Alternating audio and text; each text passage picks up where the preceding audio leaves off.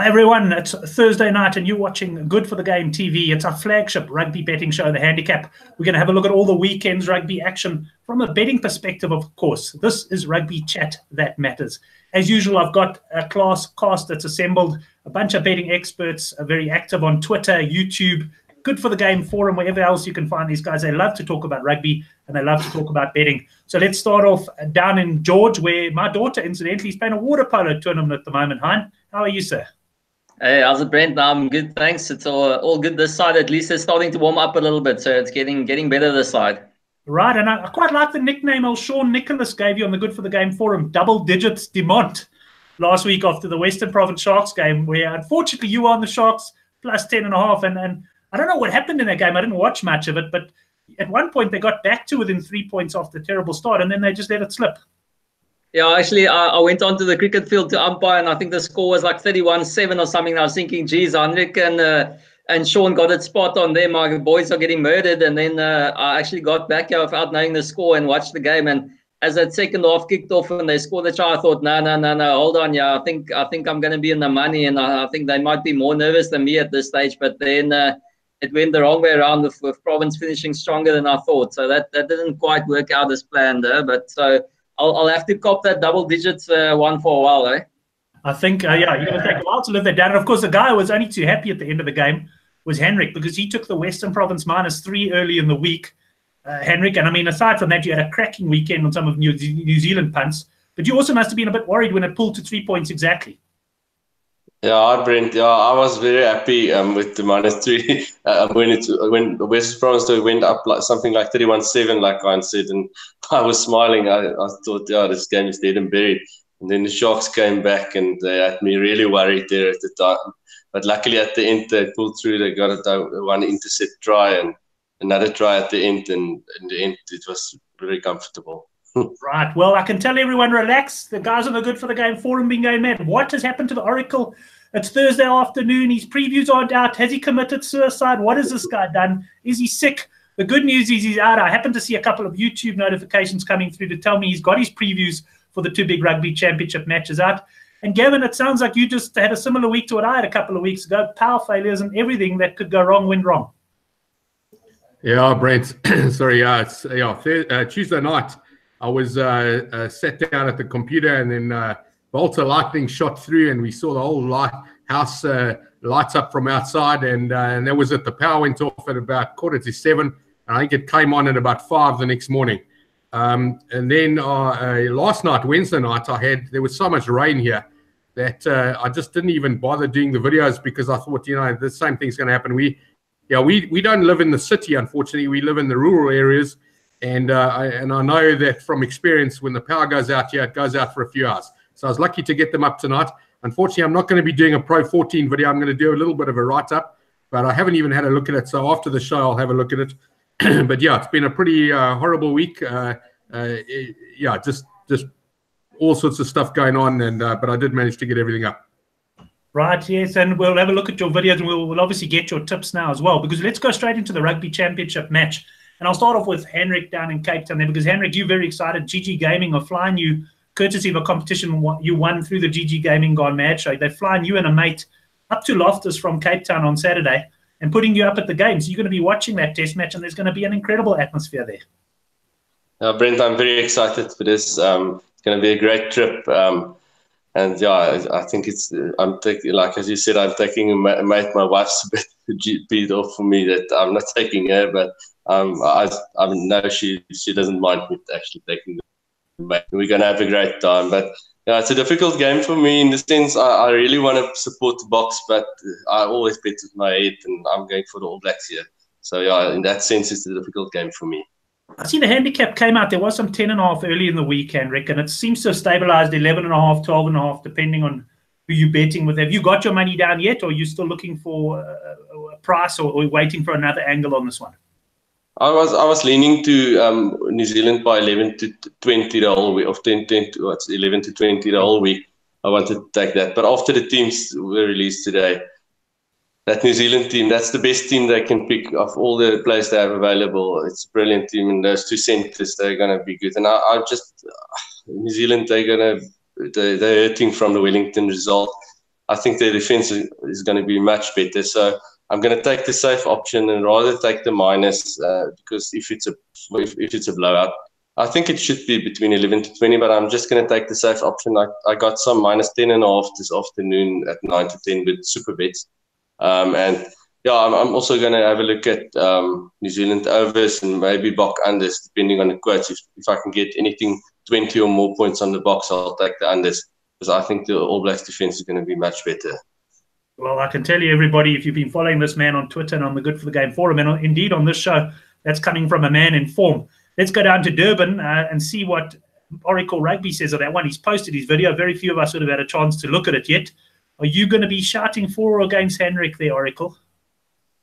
Look, Hendrik's 100% right when he says it's a safe option. I think when you go against New Zealand, not necessarily with South Africa, but even that Argentina plus that I was on, it was in most of the game, and then right at the end they scored. And you never know with New Zealand.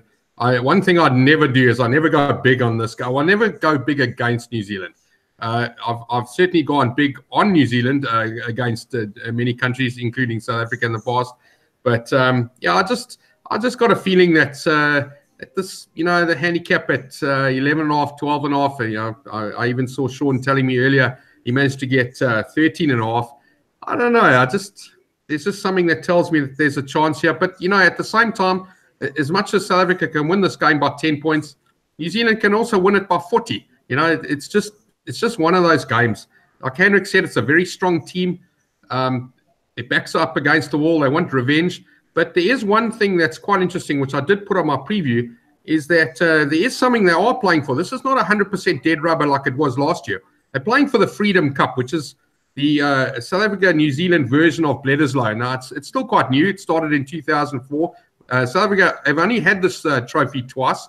We won the first game, and then we won it in 2009 when we won both games. To get this trophy, we have to win this match. If we win this match, we get the trophy. For New Zealand to get it back, they're going to beat us twice next year. So, this is definitely something to play for. It's not quite the dead rubber it was last year. And I don't know. I've just got a feeling that, I don't know. South Africa have got a chance here. But I'm not going big. I'm not confident. Well, I can tell you, Ruan Fourie got 10.5 early in the week, and he's starting to sound like the Oracle. He's saying he'd sell his grandmother if he has to get a few extra rand to back the minus 10.5 New Zealand there. And let me bring Hein in now. Hein, I haven't seen too much of you in the week on Twitter and on the forum. You've obviously been quite busy work-wise, as I have. What are you doing on this one? No, Brent, I'm completely in agreement with Hendrik there. You look at the team, Ben Smith at the back, Naholo, Rico Ioane. I mean, that's chaos all over. And if you get Faf doing those stupid box kicks and they're not spot on, those three are going to kill you from the back.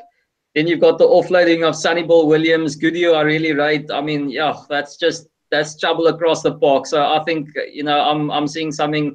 The only thing that's worrying me a bit is the box with this whole stand together theme going on. So they might come out and really push it for 20, 30 minutes and the crowd could get behind them and then they might be on a bit of a wave. But I think it could go south for the box there later on. So I'm definitely on the handicap, and I actually think you could get involved in something more, as Hendrik mentioned as well. All Black points, I think that could be a good way to go. All Black tries, something like that. And then I'll have a little nibble on the All Blacks 21 to 30. I saw a 4 to 1. I think that's a decent margin. I think that's pretty much where it's going to land personally. So yeah, no, that's what I'm thinking. I just can't go against those guys. Even on the bench, you look at, we've got Noche and Papir and Yankees. I mean, come on, that's not something you want to send on to strengthen your team. And they've got Sevilla, TJ and Mwanga. I mean, that's just, I'm sorry, there's just no ways. I actually listened to Marco Hain and Moneyman talk this afternoon, and Hain was talking about Willie Leroux being one of the top 3 fullbacks in the world. I mean, that's absolute rubbish in my point of view. So, I mean, you just can't go. Passion and commitment can only get you those so far, and it won't work for a second week running there. And lastly, this Freedom Cup story, they can call it Madiba Cup, whatever. I don't think anyone cares.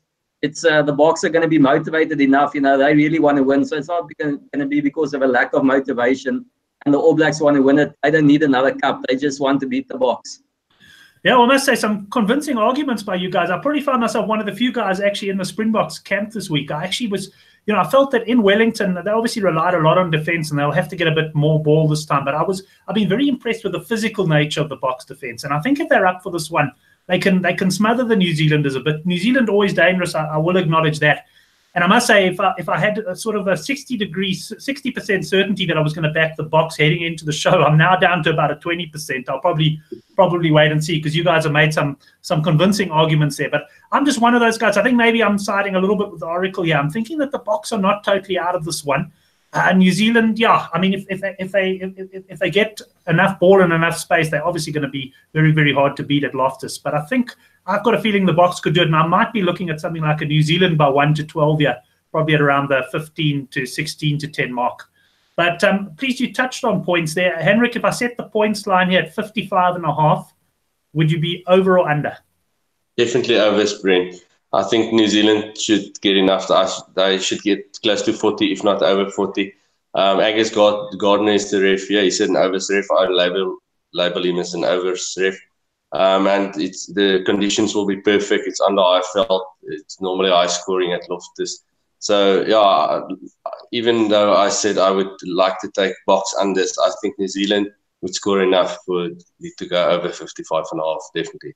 Right. Well, just a word of warning: if you might get taken back to a Currie Cup semi-final sometime in the mid-90s if New Zealand are leading by 15 and a Springboks hurtling towards the try line in the last minute, we may see a streaker run on from one of the seats to make a tackle there, because Hendrik's going to have some serious money riding on this one.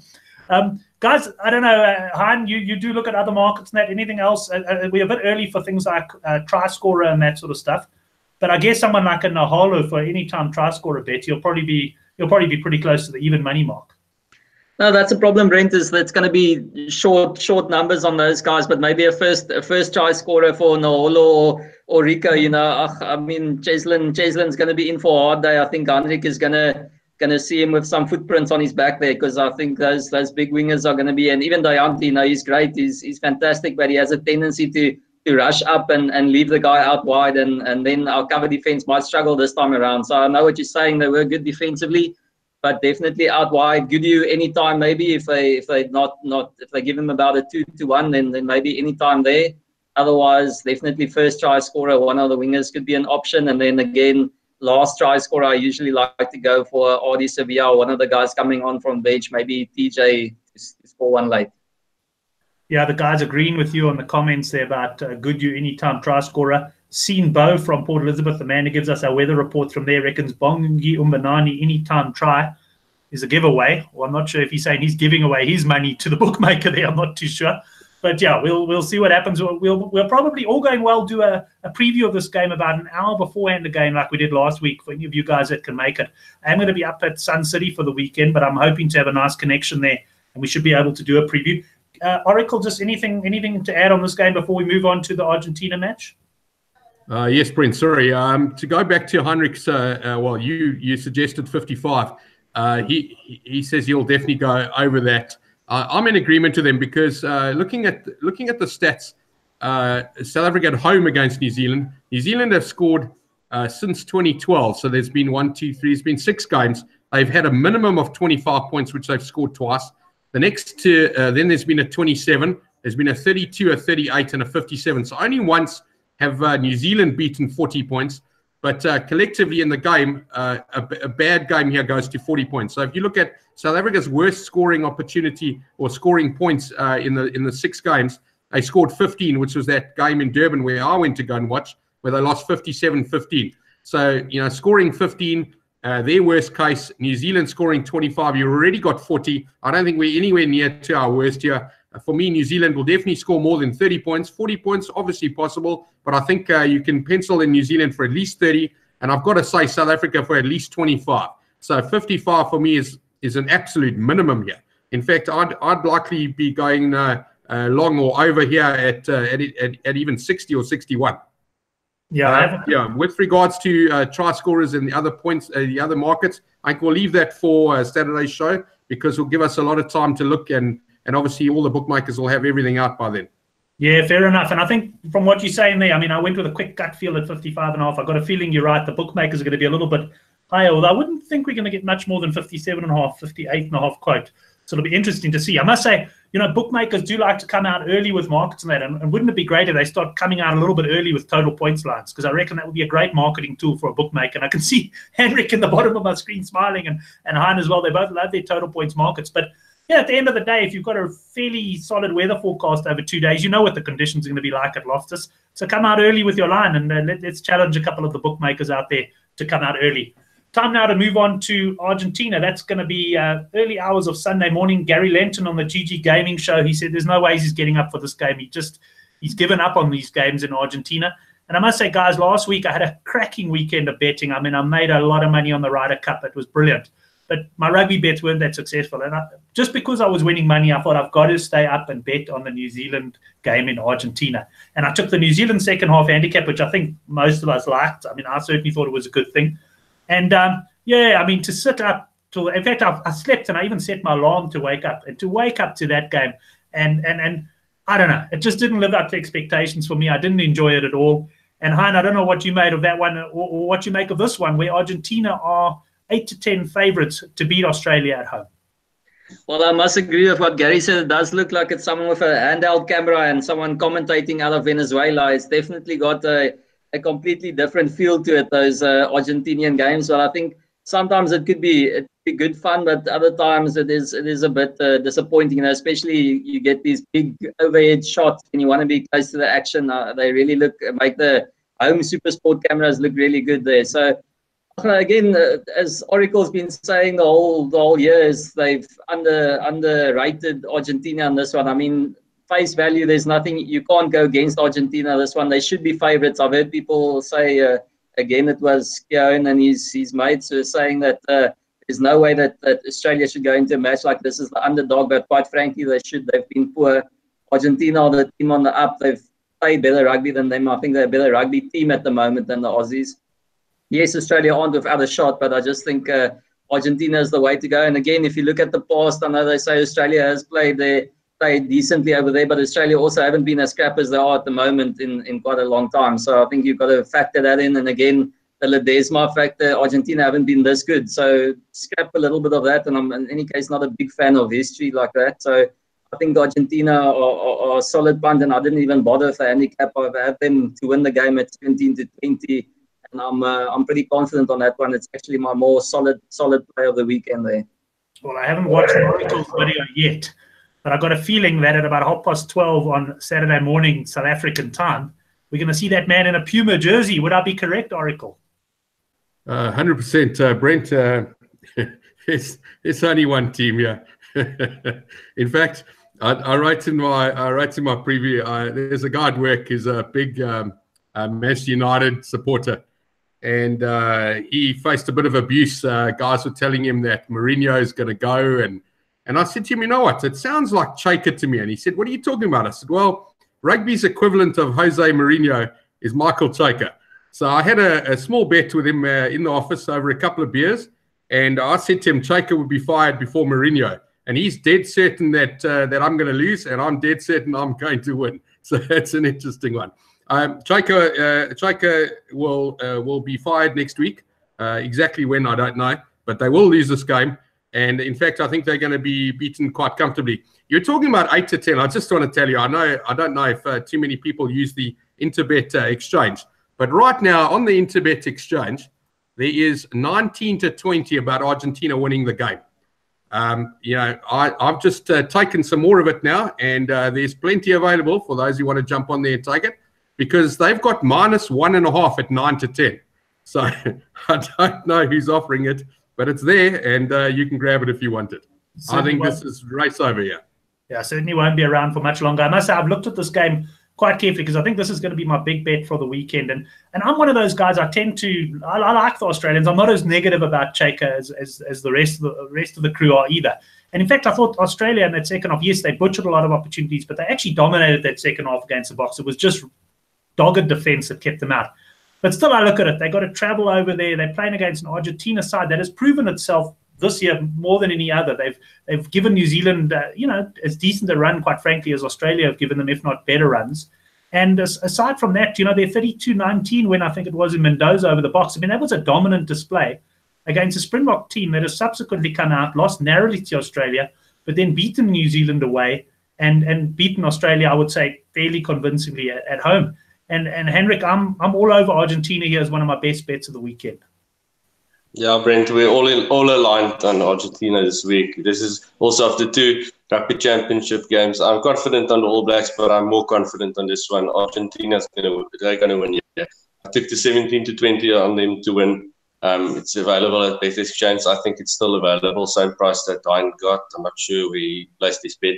I took Argentina minus 5.5 at 15-10. I'm also going to have a look at Argentina overs on their points, depending on the quote. But yeah, whatever the quote is, Jacob Paper is the ref, he's an overs ref as well. This game is played in Salta. You said that Australia, they have a good record in Argentina, but they've never played in Salta. This is Australia's first game in Salta. Salta is at altitude 1,152 meters above sea level. So they've got the altitude against them. They've got the travel factor against them. They're not a happy bunch. Argentina's going to win this game. If you have one bet this weekend, take Argentina to win the game. Well, I can tell you what, the best bet is going to be on Good for the Games newsletter, which goes out tomorrow morning, no doubt. We're actually on a bit of a run. Chris has been hitting his soccer bets, but I think I'm gonna weasel a rugby bet in there. I think we're going to go for Argentina at the best price that we can find. Guys, yeah, really looking forward to the Rugby Championship this weekend.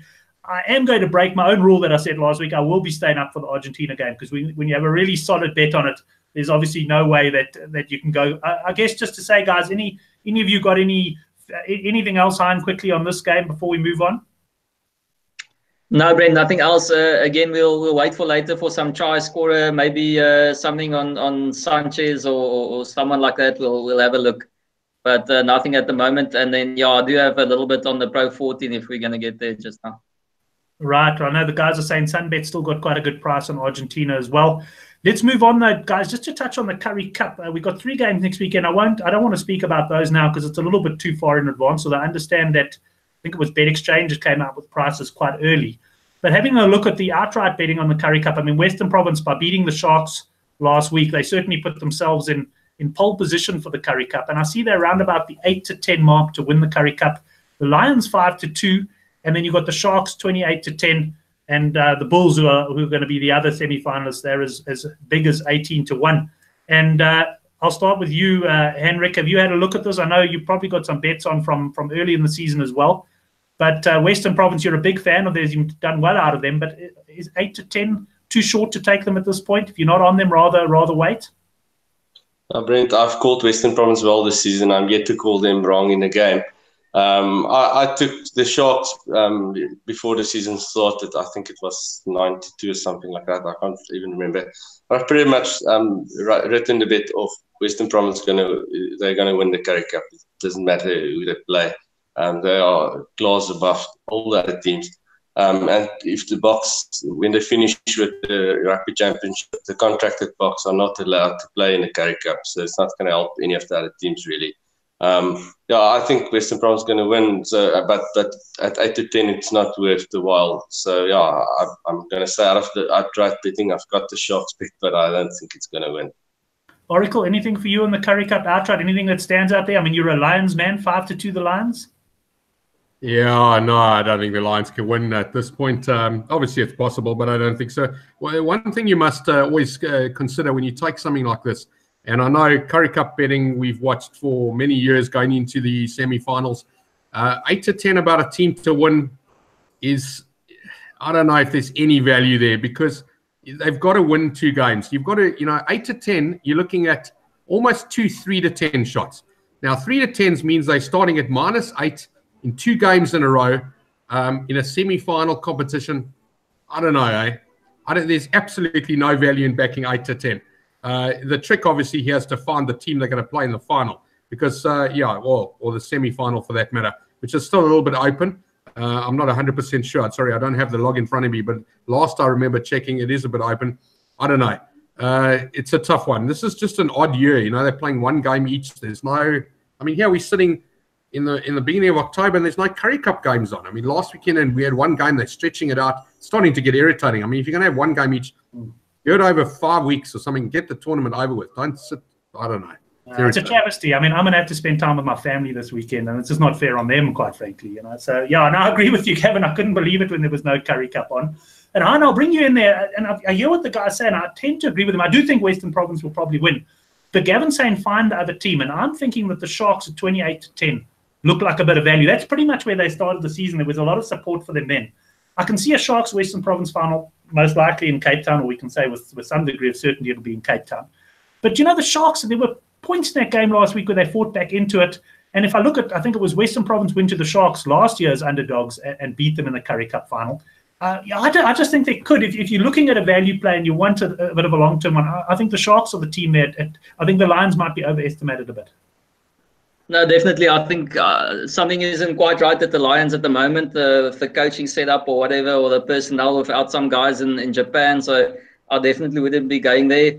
28-10 is maybe a little bit shorter than I'd liked, but Henrik, at 4-1, I think you should be, or I got 4-1. If you got 92, I think you should be holding on to that ticket for a little bit there. I wouldn't be throwing the Sharks ticket in the dustbin just yet. I think it could be a player, and as you said, Brent, I mean, you never know. Even at Newlands, the Sharks and Province actually have a knack of going there and beating each other in these kind of games, and even when the other guy is the favourite. So I wouldn't definitely be chucking that one. And as you said, if you are going to go for someone, I wouldn't go for Province at 8-10, and I wouldn't go for the Lions. Then you're only left with going for the Sharks. So at 28-10, it's not too bad. And again, it could be a bit of a different dynamic when some of the Boks are there. I know they were probably all in attendance this past weekend, but as you said, it could have gone differently. And if they didn't start off quite as badly as they did, it could have gone differently as well. So no, I'd definitely say they're in with a bit of a shot, but as Henrik says, I mean, Province are in a different league at this stage, and his new favourite coach is going great guns at the moment. Yeah, Dobson's certainly going well there. I guess, Henrik, just something, if you are sitting on a 9-2 Sharks ticket and they do make the final against Province, that's a sort of price where if the Sharks, for example, made a strong start and went 7-0 up, you could start manoeuvring a little bit and covering yourself a bit there. Yes, you have to actually hope that something like that happens, and then you can go big on Western Province, like a 7-10 shot or something like that. But pre-game, you're not going to be able to cover much on Western Province if it's a Western Province Sharks final. Okay, gents, let's move on to Pro 14, which is carrying on this weekend. Gee, this is a marathon tournament, isn't it? I mean, I think they end up playing something like 21 games each or something. And on Friday night, we've got Edinburgh against the Cheetahs. Edinburgh minus 13.5, Cheetahs plus 13.5. Cheetahs went very well last week against the Blues, nearly pulled off the victory, only losing by 3. I think they were something like 25-point underdogs or something like that. So, Henrik, I'll stay with you there. Any thoughts on this one? No, the Cheetahs, they were very impressive. I watched the game last Friday evening, and I was against them on that game, and I actually thought they would hold on to win the game. So they were very impressive. But I don't know. I still can't have them away from home. I rate the Kings actually higher than the Cheetahs at the moment, so I'm going to go for Edinburgh here. Not very confident, just a small bit, but Edinburgh on the minus. And then Cheetahs games, they're normally high scoring. Last week wasn't that high scoring, but have a look at Edinburgh points here as well. Overs going on them. Right, so Henrik going Edinburgh minus 13.5 and possibly looking at their points. Obviously, being in the Northern Hemisphere, we'll look at conditions there. Hein, anything on that game from you? Yeah, I think I'm a bit in the different camp there. Sunbetter's got 15.5, so if pushed, I'd go for that on the Cheetahs. I think they've turned a little bit of a corner. I think Franco's finally gotten hold of them there and settling into a bit of a rhythm. So I'd fancy the Cheetahs, but more particularly, I'd like them in the first half. I think the Cheetahs tend to come out fast and come out giving it their all, and then Edinburgh might just pull away at the end there in the home ground advantage. So plus 7.5 is the half-time cap at Sunbet. So that's going to see some action from me there. That's the one I like, and I haven't really been too impressed with Edinburgh. I don't fancy them that much. So half-time cap Cheetahs is my play there, 7.5. Right, that's going to get a bit of couch critics money. And Oracle, I know you haven't had a good chance to look at the Pro 14 yet, but gut feel on this one, 13.5 points. Yeah, I'm looking at it, Brent. I'm with Hein with the first half of the Cheetahs, and I'm definitely with Henrik there as well. For me, I wouldn't go big on that, but if you want a small interest in that game, go for the first half Cheetahs plus whatever you get, 10, 9, 8, 11, whatever it is. But Edinburgh should finish them off in the second half. I'm not convinced with the Cheetahs at this point. I'm looking at some of these other games. You know, the Kings did get smashed last week, but they are playing in Italy. They've done okay against these Italian teams. Benetton at minus 19.5. I got to believe the Kings are worth a bit of a punt there. Looking at these other games, one that jumps at me is Glasgow against Zebra. I don't know that Zebra are going to get beaten by more than 24 points. It looks a little bit too much. And the Irish derby, Ulster and Connaught. Jeez, I don't know. That's a tough one. Dragons, Cardiff. I've got to go with Cardiff here. Minus 7.5 doesn't sound like enough. I think they'll smash the Dragons. Yeah, I don't have anything else in the other game. So that's it for me. Kings plus, Cheetahs plus halftime, Cardiff minus, and a Zebra plus. That's all I got for you there. And that's gut feel on what I'm looking at here. Right. Well, Henrik, I think we got the Kings something like plus 18.5 in this game, if I'm not mistaken. Anything there for you? Yeah, I'm giving the Kings another go. Yeah, I was on them last week, and they let me down. They started brilliantly, and I thought, yes, it's plus on the Kings, plus 30 is going to cruise. And then they faded badly, but I'm going to give them another go on the plus. Yeah, I got plus 18.5 at 19 to 20 with Bet Exchange. So, yeah, I'm on the Kings on the plus, yeah. Well, Han, let me bring you in because I know you're a bit of a second half handicap guy. And there's a bet that I quite fancy here, and that would be to oppose the Kings on the second half handicap. Because one thing I have noticed about them this season, they've tended to fade after some strong starts. And this Benetton Treviso side, I don't think are actually such a bad side. They've had some decent results. You know, they're on the up as far as Italian rugby goes. And I'd be looking at them on the second half cap. You've read my mind there, Brent. That's exactly the play I'm going for. The total one is 17.5. Actually, I think it's at Sunbet, so that's a little bit less. If pushed, I'd actually go for that. I'm actually a little bit in a different camp than the other two there. I think the Cheetahs have gotten to the point where they're just overtaking the Kings a bit, and I think the Kings now, the tournament is starting to take its toll on them. So I think they're going down a little bit. They started well, but I think they're going to run out of gas now. And especially, as you say, the second half, I think Benetton have been pretty slick to start off with, and especially at home, they're a different beast. So second half handicap, I don't know if it's about 8, 9-ish, or maybe 10. I'll still take Benetton at home there to cover that second half cap, especially. Right. Anything else appeal to you? I mean, Glasgow, a very expensive team to follow last week against the Dragons. Sure. I think they were sort of well backed at 23.5 or so, and I think they won by double figures, if I'm not mistaken, but they didn't beat the handicap. So anything else stand out for you on the card? No, the only other one is, again, that Gavin also mentioned was Cardiff. I've lost, I think, 3 occasions and won one, so they've been pretty poor to me, but I think I'll give them one last go there to cover that cap. I think they can do that, and then I just think it's going to be a nice one to watch is Leinster against Munster, obviously, but not one with a punt, but I think Leinster is going to give them quite a good smack there. Yeah, because Munster had a big win last week, didn't they? I'm not sure who they played, but they... Yeah, no, they gave someone, I can't remember as well, quite a whipping, but I'm not quite convinced, especially in the big tight matches. I don't think they've got the technical nous at the moment to take care of Leinster. Yeah, I must say I like that Leinster side as well. Henrik, let's finish off with you. First of all, is there anything you like on Pro 14? And then I think what a lot of the guys on the live chat are waiting for, what have you got for us in the Mitre 10 Cup? Because you're absolutely on fire there. Brent, I'm also going for Cardiff on the minus against Dragons. I'll keep posing Dragons. They cost me last week, but I'll post them again. I took minus 6.5 Cardiff. Munster, they played Ulster last week. I think they smashed them. The Irish derby should be good, and yeah, I'm hearing Iron. He likes Leinster a bit.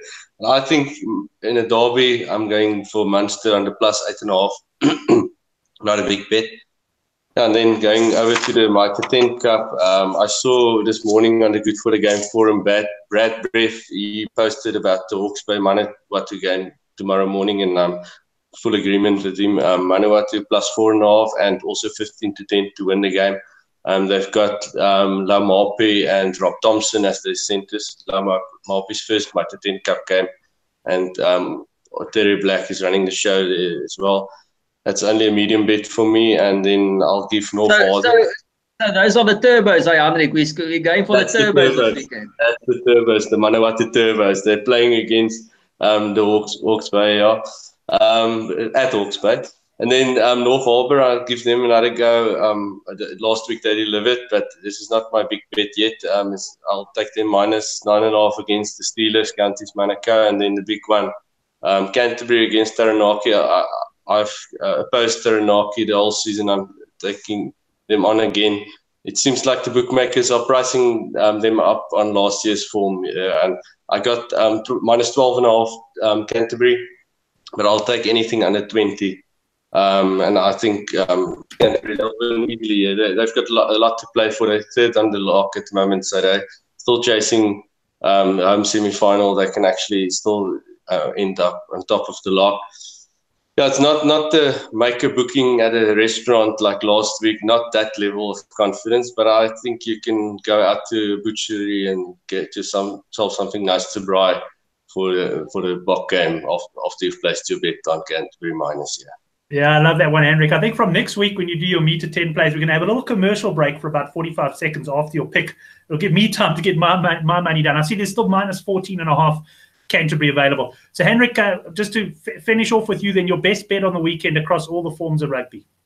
Argentina to win at 17-20. Excellent, 17-20. I think that's available at Bet Exchange and Sunbet. Hein?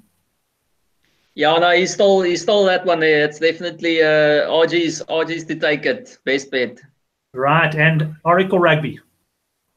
Yeah, Argentina, obviously, maximum for me. And you can certainly take some other minuses, like Hendrik suggested, -5. One of the bets I took was -9.5, so double digits or more. I think I got that at 2.35. That was at Bet Exchange.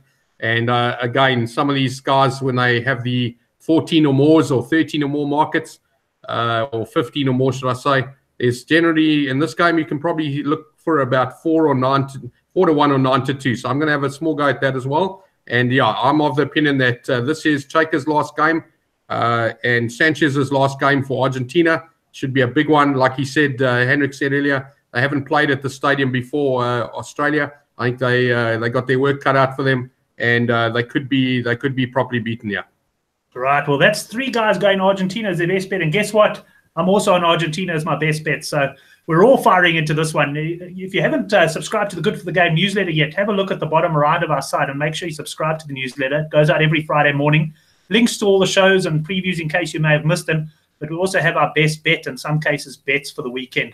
Of course, if Argentina do end up getting rolled by Australia, we'd like you to join us next week on the Handicap. There'll be a whole new panel and a new host for that matter, because the rest of us will have done our absolute on Argentina, backing them to win the game. Guys, thanks very much for joining. Looking forward to catching up on the weekend with a bit of a pre-betting show on the Springboks. And thanks very much to all the guys who came with on the live chat. Always good to have your contributions. You can subscribe to these videos, remember, if you don't want to miss any of them, and stay close to us on the Good for the Game forum on the Rugby thread all weekend. There'll be plenty of bets coming in. Have a good one, and let's hit those bookies hard.